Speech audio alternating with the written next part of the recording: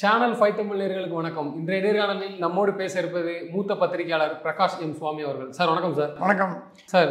அதிமுகவுடனான BJP கூட்டணிங்கிறது எந்த அளவுக்கு sir உண்மை?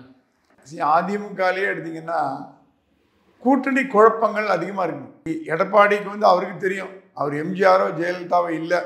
எம்ஜிஆர் ஜெயலலிதா தானே டக்கு டக்கு டக்குன்னு முடிவெடுத்து போயிட்டே இருப்பாங்க, மக்கள் ஆதரவு இருக்கும். இப்போ வந்து எடப்பாடி வந்து கெஜ்ரிவால் மாதிரி, நம்ம நெக்ஸ்ட் டோர் நெய்பர் முதல்வர் மாதிரி நம்மோடு இணைந்திருக்கும் ஒரு தலைவர், அந்த மாதிரி. இப்போ அந்த கட்சி வந்து வளர்க்கணும்னா தேய்ந்து போகாமல் இருக்கணும். இருக்கிற நிலைமையிலேருந்து மேலே போகணும்னா கீழே போகாமல் இருக்கணும். இப்போ அதில் பதினத்துக்கு அதிமுக போயிடுச்சு. இப்போ 2026 சட்டசபை தேர்தலில் அதிமுக தோற்று போச்சுன்னா 27 காணாம போடும். ஏன்னா 10 வருஷம் ஆட்சி இல்லாமல் போச்சுன்னா வேலைக்கு ஆகாது. அந்த மாதிரி கட்சியை கட்டுப்பாடோட தேர்தலில் தோத்தாலும் வச்சக்கூடிய தகுதி எம்ஜிஆர், கலைஞர், ஜெயலலிதாவுக்கு இருந்தது. கலைஞர் வந்து 10 வருஷம் ஆட்சி இல்லாமல் இருந்தார், அப்போ கூட கட்சியை கட்டுப்பாடோட வச்சிருந்தார்.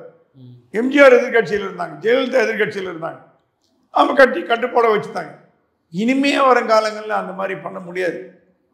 5 வருடம் ஆட்சியில் இல்லாமல் இருந்தால் ஓகே, 10 வருஷம் போச்சுன்னா கட்சி காலி. ஆனால் இந்த நிலைப்பாடை உணரணும்.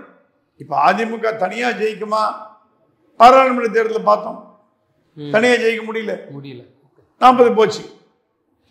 சட்டசபை தேர்தலையும் மறுபடியும் தனியாக போட்டி போட்டு தோத்துதுன்னா திருப்பி ஸ்டாலின் பதவி கொடுத்தீங்கன்னா கட்சியை காலி பண்ணுவார், ஏடிஎம் எல்லாம் போயிடும். அப்போ எம்ஜிஆர் ஜெயலலிதா வளர்த்த கட்சியை அழிக்கணுமான்னு நான் கேட்கல. அதிமுகவோட 2ஆம் கட்ட தலைவர்கள் தங்கமணி, வேலுமணி, விஜயபாஸ்கர் இவங்கெல்லாம் கேட்க ஆரம்பிச்சிட்டாங்க, கட்சியை ஒழுங்காக இருக்கணும்னா கூட்டணி அமைச்சாது பண்ணலான்னு. எடப்பாடிக்கு என்ன ப்ராப்ளம்னா, முதலமைச்சர் சீட்டை பிடிக்கிட்டாங்கன்னா என்ன பண்ணுறதுன்னு ஏக்நாத் ஷிண்டே மாதிரி பண்ணிட்டாங்கன்னா பாரதிய ஜனதா கட்சி அப்படிதான் பயப்படுறாரு. அந்த மாதிரி தான் அவருக்கு. அவர் கட்சியை பற்றி ப்ராப்ளமே இல்லை.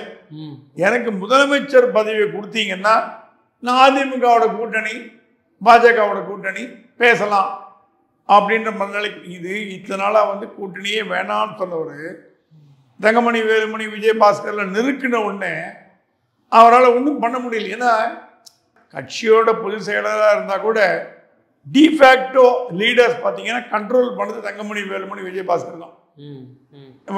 இந்த குரூப் தான் கண்ட்ரோல் பண்ணுறாங்க அவர் கட்சியை. ஃபண்ட் பண்ணுறது அவங்க தான், நடத்துறது அவங்க தான். அவங்க தயவு இல்லாமல் எடப்பாடியோட கட்சி நடத்த முடியாது. நாளைக்கு பிஜேபி மனசு வச்சதுன்னா ஏடிஎம்கே 2ன்னு ஒன்று உருவாக்கும், பண்ணும். பிஜேபி இன்னொன்னா பண்ணும். தங்கமணி, வேலுமணி, விஜயபாஸ்கர், சீனிவாசன் வெளியில் கொண்டு வந்து நாங்கள் தான் உண்மையான டேம்கோ பச்சு வச்சுங்க, சிம்பிள் போச்சு. அந்த பயமும் எடப்பாடிக்கு இருக்குது. இதில் வந்து கூட்டணி பேச்சுவார்த்தை பேசக்கூடாதுன்னு பாஜக தலைவர்களுக்கு உத்தரவு போட்டாச்சு பிஜேபி. கூட்டணி பற்றி வாயை திறக்காதீங்க, வேலையை மட்டும் பண்ணுங்க. பாஜகலேருந்து ஒருத்தர் போய் பேசினா வச்சுக்கோங்க, அப்போ என்ன நடக்கும்? இறங்கி வர மாதிரி ஆயிடும் பாஜக, இல்லையா? பாஜகலேருந்து எந்த தலைவர் போய் அதிமுக கிட்ட பேசினா கூட இறங்கி வராமல் ஆயிடும். பாஜக சார்பில் ஒருத்தர் போய் பேசினார்னா அது ஒன்றும் தப்பு இல்லை. இல்லை, இதுக்கு முன்னக்கூட்டி அரசியலில் பாஜக தானே போய் பேசியிருக்குது. ஏன்னா அவங்களோட ரைட்டு. இப்போ வந்து 2 பேருக்கும் ஒரு இடைவெளி வந்துடுச்சு இல்லையா? பாஜக அதிமுக இடைவெளி வந்துடுச்சு. இடைவெளி வந்தாவிட்டு யார் என்னைக்கு வருது ஈகோ, 2 கட்சிக்குமே ஈகோ இருக்கும். தப்பு. ஒன்று தேசிய கட்சி, ஒன்று மாநில கட்சி, ரெண்டுமே ஒன்று ஆண்ட கட்சி, ஒன்று ஆளும் கட்சி அப்படின்னு. இப்போ 2ஆம் கட்ட தலைவருடைய பேச்சுவார்த்தை தொடங்கிட்டார் விஜயபாஸ்கர், தங்கமணி, வேலுமணி எல்லாம். அவங்க சொன்னாங்கன்னா எடப்பாடி கேட்க மாட்டேன்றாரு, அவர் இன்னமும் ஒரு ட்ரீம் லேண்டில் வாழ்ந்துட்டு இருக்காரு. அடுத்த எலெக்ஷனில் அதிமுக தோற்று போச்சுன்னா கூடாரம் காலியாக போடும், எம்ஜிஆர் கனவு, ஜெயலலிதா கனவு நாசமாக போடும்.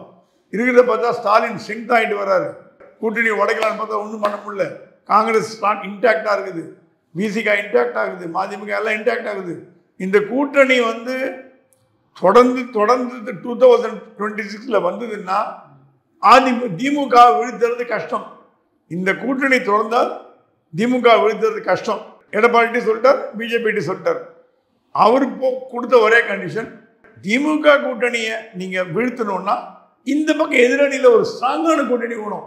அந்த கூட்டணி தான் பாஜக, அதிமுக, பாமக, தேமுதிக, புதிய தமிழ் கிருஷ்ணசாமி.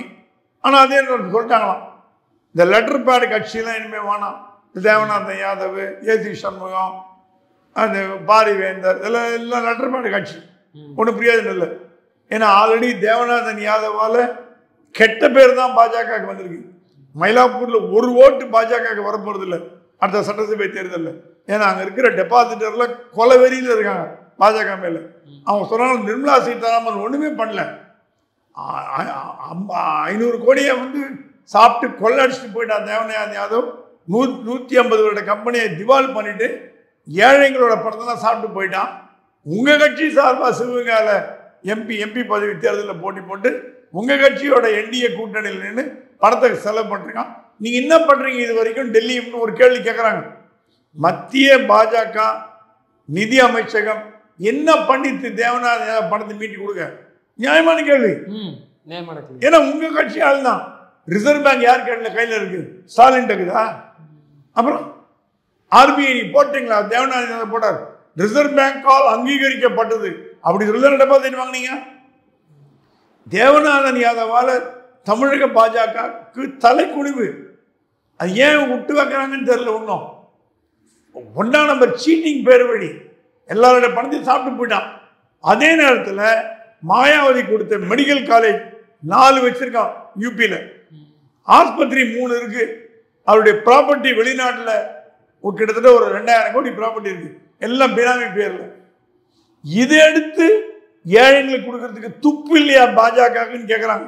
இந்த மாதிரி ஆளுங்கள்லாம் கொடுக்கக்கூடாதுன்னு எல்லாரும் முடிவு பண்ணிட்டாங்க. ஸோ இனிமே வந்து இந்த கூட்டணி கட்சிகளில் இந்த சில்லறை உதிரி குதிரி எல்லாத்துக்கும் கிடையாது. பெரிய கட்சி பாமக, தேமுதிக அந்த மாதிரி கூட எக்ஸ்ட்ரா கொடுத்தா கூட பரவாயில்ல. இப்போ வந்து புதிய தமிழ் கிருஷ்ணசாமிலாம் அவருக்குன்னு ஓட்டு வங்கி இருக்கு. நிச்சயமா இருக்கு, கண்டிப்பா இருக்கு. அவருக்கு ஓட்டு, ஆனா அவரை வந்து காவு கொடுத்தாங்க போன வாட்டி. ஏதோ பல காரணங்கள். இதெல்லாம் கூட்டணி அமைக்கிற பொறுப்பு வாசன் கையில கொடுத்தாங்க. ஏன்னா இப்ப பேச்சுவார்த்தைன்னு போகும்போது ஒரு இண்டிபெண்டா ஒருத்தர் பேசினா ஒரு வேல்யூ இருக்கும். இப்போ பாஜக பேசினா வச்சுக்கோங்க, நான் என்ன பாஜக பேச்சு கேட்கறது அப்படின்னு என்ன வரும். வாசன் இதெல்லாம் கொஞ்சம் அப்படி தட்டிக்கிட்டி சரி பண்ணி வைப்பாருன்ற ஒரு நம்பிக்கையில கொடுத்துருக்காங்க. வாசனோட நம்பிக்கை ஜெயிச்சதுன்னா சட்டசபை தேர்தலில் வலுவான எதிர்கட்சி வந்ததுன்னா டிஎம்கே கூட்டணிக்கு டஃப் ஃபைட் கொடுக்க முடியும்னு மத்திய பாரதிய ஜனதா கட்சி நம்புது. இது 26 தேர்தலில் நிச்சயம் நடக்கும் நீங்க நம்புறீங்களா? நடக்கணும்னு தான் பாஜக நினைக்குது. நடக்குமான்னு நடக்காதான் நம்ம ஜோசிக்காரன் இல்லை. நம்ம வந்து ஜேர்னலிஸ்ட். நடந்தா எப்படி இருக்குன்னு பேசலாம், நடக்கலைன்னா எப்படி இருக்குன்னு பேசலாமே தவிர நடக்குமா நடக்காதான்னு சொல்றதுக்கு நம்ம கிட்ட பவர் இல்லை. நடக்கும்னு பாரதிய கட்சி நம்புது. நம்புறதுனால தான் இந்த அசைன்மெண்ட்டை ஜிகே வாசனை கொடுத்துருக்காங்க. அப்படி வந்தா என்ன ஆச்சுன்னு கேட்டீங்கன்னா, பாரதிய ஜனதா கூட்டணி வலுவா இருந்ததுன்னா திமுக கூட்டணி டஃப் ஃபைட் கொடுக்க முடியும். இப்போ ஒரு அனாலிசிஸ் பிரகாரம் கடந்த பாராளுமன்ற தேர்தலையே திமுக பாஜக எல்லா கூட்டணியும் இருந்து போட்டி போட்டிருந்ததுன்னா 40ல் 20 சீட் ஜெயிச்சிருக்கும்னு சொன்னாங்க. ஒரு போல்ஸ்டர்ஸ் கருத்து கணிப்பில் வந்தது. இங்கே படித்தேன். 40ல் 20 டிஎம்கேக்கு, 20 ஏடிஎம்கேக்கு. ஏடிஎம்கே என்ன, ஏடிஎம்கே பிஜேபிலாம் கூட்டணி, அந்த கூட்டணி வாடவர் அது எப்படி 20 21 எக்ஸாக்ட்லி தெரியல. அப்படி ஒரு டஃப் ஃபைட் கொடுக்க முடிஞ்சதுன்னா அதே ரிசல்ட் சட்டசபை தேர்தல், இப்போ பாராளுமன்ற தேர்தலாம் பரவாயில்ல, 20 22 வந்தால் பரவாயில்ல. இந்த ரிசல்ட் சட்டசபை தேர்தலில் வந்தால் அது ஆட்சி அமைப்பதில் போய் அது தீர்மானிக்கும். புரியுதா உங்களுக்கு? 100 150 வந்து வச்சுங்க, 120 130 வந்து வச்சுங்க, இதே மாதிரி ஈக்குவலா வந்து வச்சுங்க. அப்போ மைனாரிட்டி கவர்மெண்ட் தான் பண்ண முடியும். அப்போ கூட்டணி தேவை. அப்போ ரீஅலைன்மெண்ட் மாறும். அடுத்து 26 தேர்தல் வந்து தனிப்பெரும் மெஜாரிட்டியோட வருமா இல்லை கூட்டணி ஆட்சி வருமா அப்படிங்கிறதுலாம் இன்னும் முடிவாகலை. அது ஒரு வாய்ப்பு இருக்கு. கூட்டணி ஆட்சி வரதுக்கு வாய்ப்பு இருக்கு. ஏன்னா தமிழ்நாட்டில் எம்ஜிஆர் ஜெயலலிதாவை தவிர 10 வருடம் தொடர்ந்து ஆட்சியை கொடுத்த தலைவர்கள் யாரும் இல்லை. 5 வருஷம் மாறி மாறி தான் கொடுப்பாங்க. அது நம்ம தமிழ்நாட்டோட ஒரு கல்ச்சர். ஜனங்க பார்ப்பாங்க, இந்த வருஷம் இவனுக்கு கொடு, ஐயோ அந்த சரியா பண்ணலப்பா, அடுத்த வருஷம் அவருக்கு கொடு, ஐயோ அவர் சரியா பண்ணலப்பா. நம்ம ஜனங்களும் பாவம் புகத்து போய் மாற்றி கொடுத்து பார்க்குறாங்க. நல்லது நடக்கும்னு. இவங்க என்னதான் பார்ட்டி போட்டாலும் ஒன்றும் நடக்க மாட்டேங்குது, வித்தியாசமே தெரில. அதனால தான் வந்து அடுத்த தேர்தலில் கூட்டணியாக வரதுக்கு வாய்ப்பு இருக்குன்னு பேசிக்கிறாங்க, ஜென்ரல் ஒப்பீனியன். இதெல்லாம் வந்து இப்போ எதுவுமே ஒரு பேச்சுவார்த்தையில் இருக்கே தவிர சூடு பிடிக்கிறதுக்கு 25 ஜூனுக்கு அப்புறம் தான் சூடு பிடிக்கும். அது வரைக்கும் சும்மா ஒரு ஏட்டு சுரக்காதான், அதில் பேசிக்கிது எல்லாம் டிஸ்கஷன் டிபேட் எழுதுறதெல்லாம் போகும். ஜனவரி ஜூனுக்கு அப்புறம் தான் சூடு பிடிச்சி ஒரு அப்படி அலை மாதிரி பொங்கி வந்து அதுக்கப்புறம் எல்லாம் நடக்கும். அது வரைக்கும் பாஜகவுக்கும் நிறைய வேலை இருக்குது. ஆச்சு, இப்போ தான் மகாராஷ்டிரா எலெக்ஷன் முடிஞ்சுது, அடுத்து டெல்லி எலெக்ஷன், யூபி எலெக்ஷன். இதிலெல்லாம் ஃபோக்கஸை விட்டுட்டு தமிழ்நாட்டில் வந்து மோடியோ அமித்ஷா ஒன்றும் பண்ண போகிறது இல்லை.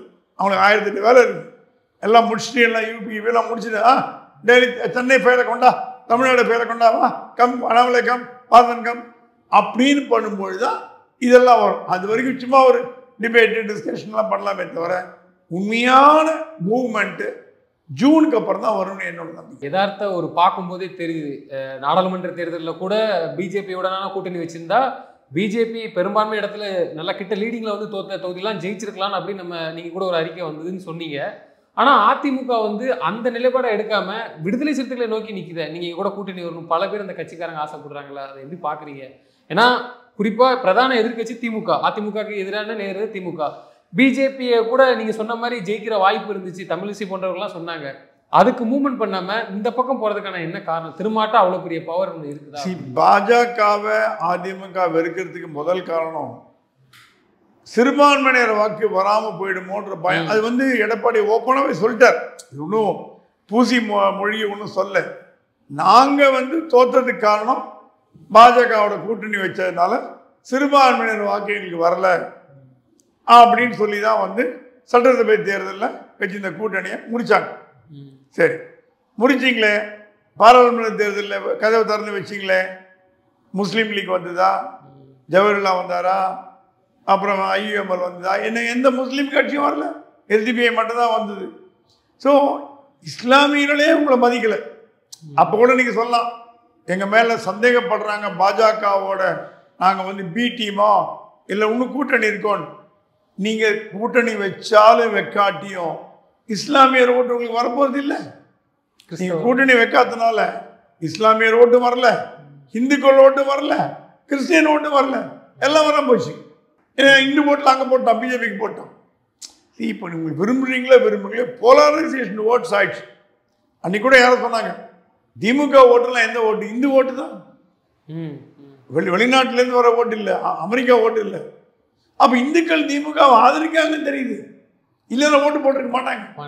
என்னதான் பிரச்சாரம் பண்ணா கூட கடவுள் மறுப்பாளர், கோயிலை உடைக்கிறாங்க, அதை உடைக்கிறாங்க, இதை உடைக்கிறாங்க, சாமி உடைக்கிறாங்க அப்படி சொன்னா கூட அட போய அப்படின்னு ஓட்டு போடுறது இந்துக்கள். ஏன்னா 85% இந்துக்கள் தான் இருக்காங்க தமிழ்நாட்டில், பெரும்பான்மை. ஸோ இப்போ வந்து ஏலியன்ஸோ அமெரிக்கன்ஸோ ரஷ்யனோ வந்து திமுக போடல, இந்துக்கள் தான் போடுறாங்க. இதே இந்துக்கள் தான் நாளைக்கு திமுக அதிமுக ஓட்டு போட போறாங்க. அந்த மனநிலையை புரிஞ்சுக்கணும். ஸோ அதிமுக இந்துக்கள் ஏன் ஓட்டு போடலன்னா அதிமுக திமுக பெட்டரியான்னு ஃபீல் பண்ணிட்டு போயிட்டான், போட்டு போயிட்டான். ஸ்டாலின் வரதுக்கான திமுக இந்துக்கள் ஓட்டு தான், அது மறுக்க முடியாது. அதனால நீங்க வந்து எடப்பாடியோட மூவ் வந்து ஃபெயில் ஆனது காரணமே பாஜகவோட போனா இந்துக்கள் ஓட்டு வராது அப்படின்னு நினைச்சு போனார். அது பொய்யாயிடுச்சு. இப்போ ஏதாவது ஒரு நிலைமையில ஒரு அண்டர்ஸ்டாண்டிங் பண்ணி அவர் பாஜகவோட கூட்டணி வச்சார்னா அது எதிர்கட்சிகளுக்கும் லாபம், அதிமுகவுக்கும் ஓரளவுக்கு கை கொடுக்கும், பாஜகவுக்கு தமிழ்நாட்டை தூக்கி விடும். எல்லா பக்கமும் ஒரு ஸ்ட்ரெங்க் பண்ண மாதிரி ஆகும். திமுக டஃப் ஃபைட் கொடுக்க முடியும் அப்படின்னு. ஏங்க இப்போ இல்லை, 2019 அமித்ஷா என்ன சொன்னாரு, எப்பா அதிமுக ஒன்னா சேர்ந்து வாங்கப்பா, எல்லாரும் எல்லாம் ஒன்னா வாங்கப்பா, சசிகலா, டிடிவி, எடப்பாடி, பழனிசாமி எல்லாம் ஒன்னா வாங்க. பாராளுமன்றத்தில் அதே சொன்னார், பாராளுமன்றத்தில் சொன்னார் ஒன்னா சேர்ந்து வாங்க, ஒன்னா. அவருக்கு தெரியும் தினகரனால ஜெயிக்க முடியாட்டி கூட உங்களை தோக்கடிக்க வைக்க முடியும்னு ப்ரூவ் பண்ணார். எச் ராஜாவே சொன்னார் அவர் தோத்து போனதுக்கு காரணம் தினகரன் தான். So Dinakaran is spoil sport. அவர் 10,000 ஓட்டில் உங்களுக்கு தோக்கடிச்சிட்டார். அந்த இடத்துல அவர் ஸ்ட்ராங். எல்லா ஊர்ல ஐ மீன் ஐ வாண்ட் கோயம்புத்தூர்ல அவர் ஸ்ட்ராங் இல்லை, அவங்க பெல்ட்ல அவர் ஸ்ட்ராங். அந்த மாதிரி சசிகலாவும் ஒரு ஃபோர்ஸ், ஓபிஎஸ் ஒரு ஃபோர்ஸ். ஈகோவை மறந்து எல்லாம் ஒன்னா சரி. என்ன இப்போ என்ன ஈகோ? எம்ஜிஆர் இருந்தா, ஜெயலலிதா இருந்தாங்க, எல்லாம் போயிட்டாங்க, யாரும் இல்லை. இப்போ கட்சி முக்கியமா ஈகோ முக்கியமா அப்படிங்கிற கேள்வி எழும்போது, கட்சி முக்கியமா ஈகோ முக்கியமான, ஈகோ தான் முக்கியம்னு எடப்பாடி சொல்லும் பொழுது கட்சி முக்கியம்னு எப்படி சொல்றாங்க? அதான் சொல்றாரு அமித்ஷா, எல்லாம் ஒன்னா சேருங்கப்பா, ஈகோலாம் விடுங்க, போன போட்டு விடுங்க, எல்லாம் ஒன்னா உட்காருங்க. ஏன்னா அதிமுக ஜெயலலிதா இல்லாம 4 வருடம் ஆட்சியில் இருந்த பொழுது அதை கடிவாளம் போட்டு கொண்டு போனது அமித்ஷா. நீ உட்கார், நீ டெப்யூட்டி மினிஸ்டர், நீ சீஃப் மினிஸ்டர், நீ மந்திரி, எல்லாம் டிஃபேக்டோ பிஜேபி கவர்மெண்ட் தான். இப்போ கூட்டணி அமைச்சு அதிமுகவும் பாஜகவும் போட்டி போட்டு கூட்டணி அமைச்சு அவர் பண்ண என்ன தப்புன்னு கேட்டார். எப்படி இருந்தா கூட நாளைக்கு அதிமுக ஆட்சிக்கு வந்தா கூட நீங்க பாஜகவை மீறி போக முடியுமோ? ஸ்டாலினா நீங்க திராவிடன் ஆட்சின்னு சொல்றதுக்கு இல்ல, நீங்க பாஜக கூட அனுசரித்து தான் போகணும், வேற வழி இல்ல. எழுதிட்டு போக முடியாது. அவங்க விரும்பலையோ, அப்படி ஒரு சூழல் வரும், அதனாலதான் அவங்க அந்த கூட்டணி விரும்பாம தான் 4 வருஷம் நீங்க பாஜகவோட ஆட்சி பண்ணீங்களா? பாஜகவோட இணக்கமா போனீங்கல்ல. ஜெயலலிதா மறைந்த பிறகு சசிகலா வந்து போர்க்கொடி தூக்கணும் போது உங்களுக்கு கை கொடுத்தது பாஜக தானே. பாஜக தான் உங்களுக்கு ஒரு நாள் டிஸ்மிஸ் பண்ணி கட்சியை உடைச்சி 2-3 பண்ணிருக்க முடியுமே. அதுல பாஜக கில்லாடி. கட்சியை உடைக்கிறதுலாம் பாஜக கைதே இருந்தது. இன்னாச்சு மகாராஷ்டிரால ஏக்நாத் ஷிண்டே, அப்புறம் அந்த மாதிரி 10 உதாரணம் சொல்லலாம். அதனால அதெல்லாம் பண்ணாம உங்களை காப்பாத்தினார்ல அமித்ஷா. கட்சி இன்டாக்டா, இன்ஃபேக்ட் அமித்ஷா நினைச்சிருந்தா கட்சியை உடைச்சிருக்கலாம். அவர் அப்படி சொல்ல, எப்பா ஒன்னா சேருங்கப்பா, கட்சியை பலப்படுத்துங்கப்பான்னு சொல்றாரு. ரிவர்ஸா சொல்றாரு, நீ கட்சியை உடைக்காதீங்க, ஒன்னா சேருங்க, பலப்படுத்துங்க, பலம் இருந்தாலும் திமுக எதிர்க்க முடியும்னு சொல்றாரு. அதை உணராம இவங்க வந்து புலி வருது புலி வருது புலி வருதுன்னு எடப்பாடி சொன்னார்னா வேடிக்கை என்ன இருக்குது? அப்படி சொல்லி எடப்பாடி பழனிசாமி அவர்கள் வந்து ஏத்துக்கிட்டாலும் பிஜேபி வந்து முதல்வர் கேண்டிடேட்டுக்கு நிக்குமா, இல்ல துணை முதல்வருக்கு நிக்குமா, இல்ல குறிப்பிட்ட சீட்டு மட்டும் தந்தா போதுங்கிற ஒரு நிலைப்பாடு இல்லைங்க. அமித்ஷா சொல்லிட்டாங்க, கூட்டணி பத்தி பேசுற முடிவு நாங்க எடுக்கிறோம், முதலமைச்சர் துணை முதலமைச்சர் நாங்க பாத்துக்கிறோம், நீங்க ஒன்னும் தலையிடாதீங்க. திமுகலையும் அதிமுக மட்டும்தான் முடிவு எடுக்கிறது தமிழ்நாட்டில் நடக்கும். காங்கிரஸ்லயும் பிஜேபியிலும் முடிவு எடுக்கிறது டெல்லி தான். காங்கிரஸ் செல்வ பிறந்தங்க மனசு வச்சாருன்னா இவருக்கு எம்பி பதவி எம்எல்ஏ பதவி கொடுக்க முடியாது. அங்க உட்காந்து ஒருத்தர் முடிவு பண்ணுவார், டெல்லியில உட்காந்து அவரு தான் மாணிக்கம் தாகரா ஓணுமா யார் ஓணுங்கிறது முடிவு பண்ணுவார். பாஜகலையும் அதே மாதிரி. ஏன்னா தேசிய கட்சிகள் மாநில கட்சிகள் வித்தியாசம். மாநில கட்சிகள் முடிவு எடப்பாடி எடுத்து போயிட்டே இருக்கலாம், ஸ்டாலின் எடுத்து போயிட்டே இருக்கலாம். தேசிய கட்சி அந்த மாதிரி பண்ண முடியாது. அது எம்பி எலெக்ஷனுக்கு, எம்எல்ஏ எலெக்ஷன் கூட தேசிய கட்சி தான் முடிவு பண்ணும். உன்னோட கவுன்சிலர் எலெக்ஷன் உமானந்தன் போட்டி போடனா கூட அது கிளியர் பை டெல்லி. உமானந்தன் நல்ல கேண்டிடேட்டா நல்லா பண்றாங்களா, சரி அடுத்த கவுன்சிலர் போட்டி போடு அப்படின்னு கிளியரன்ஸ் கொடுக்க வேண்டியது டெல்லி. தேசிய கட்சிகள் எல்லா முடிவும் டெல்லியில இருந்து தான் வரும். அது வளராம வளர்ந்து கிடக்குது. கூட்டணி கூட்டணி கூட்டணி கூட்டணி பண்ற ஒரு தகுதி காங்கிரஸுக்கும் பாஜக மாநில தலைவர்களுக்கு எந்த உரிமையும் கிடையாது, எந்த ஒரு பவரும் கிடையாது. இல்ல இத்தனை சீட்டு வாங்கிக்கலான்னு எடப்பாடி எடுக்கக்கூடிய முடிவை டெல்லியில இருந்து எங்களுக்கு இத்தனை சீட்டு தான் தரணும்னு சொல்லி அதிகாரம் போடுறது அது எப்படி இருக்கு? இல்ல எடப்பாடியோட பேச்சுவார்த்தை நடத்த போறது அண்ணாமலை இல்ல. அண்ணாமலை இருப்பார், அண்ணாமலை மீறி பண்ண மாட்டாங்க. ஆனா அந்த பேச்சுவார்த்தை நடத்துறது மத்திய பாஜகவோ பாஜகவால் அப்ரூவ் செய்யப்பட்ட ஒரு தலைவர், அமித்ஷா, நட்டா, யாராவது இவரு அந்த மாதிரி ஒரு தலைவரை கூப்பிட்டு நீங்க பேச்சுவார்த்தை நடத்துங்க அப்படின்னு சொல்லுவாங்களே தவிர, அப்பதான் வந்து எடப்பாடியும் அவரும் அந்த தலைவரும் அந்த அமித்ஷாவோ வாட்டவர் அவங்க பேசும்போது தான் இந்த இடம் யாரு முதலமைச்சர் யாரு துணை முதலமைச்சர், எவ்வளோ சீட் நீங்க போகணும் எவ்வளோ சீட் நீங்க போகணும். அப்போ அண்ணாமலை கேட்பாங்க, அண்ணாமலைஜி நீங்க என்ன சொல்றீங்க, ஓகே ரைட், அவர் கருத்தை கேட்டுப்பாங்க. கேட்டுக்கிட்டு அதுக்கேற்ற மாதிரி ஒரு ஸ்ட்ராட்டஜி பண்ணுவாங்க. அந்த ஸ்ட்ராட்டஜி எல்லாம் பண்ற இடத்துல இருக்கிறது மத்திய பாஜக தான். மாநில பாஜகவுக்கு அட்வைசரி ரோல் தான்.